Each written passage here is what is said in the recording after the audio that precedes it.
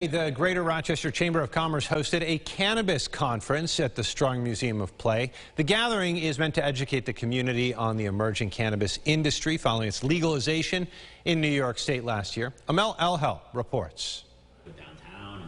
Recreational marijuana was legalized in New York State back in March of 2021, and over 1 year later, cannabis cultivator licenses are finally going out.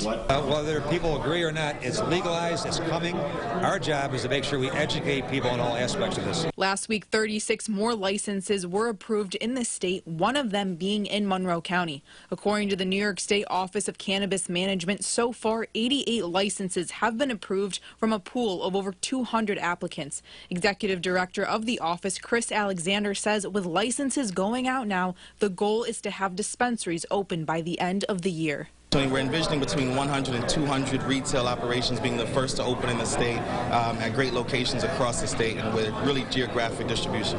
New York State Assemblywoman Crystal Peoples-Stokes from the Buffalo area has been an advocate for marijuana legalization and making sure the revenue that comes from sales is put back into communities who have been negatively impacted by the criminalization of marijuana for so many years. She says making sure those groups have access to information on how to get involved is imperative to the state's mission.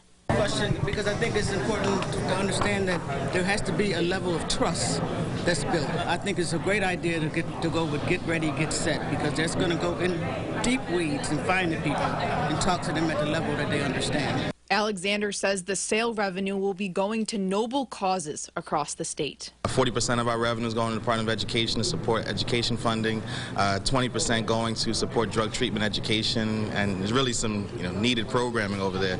And then 40% going to what we call a Community Grants Reinvestment Fund to provide direct support to people really doing work, meaningful work in communities across the state. Duffy says more conferences like this are in the works to get that information out to as much of the community as they can. Reporting in Rochester, Amel Elhel, News 8. Amel, thank you. The deadline to submit applications for the cannabis conditional cultivator license is June 30th.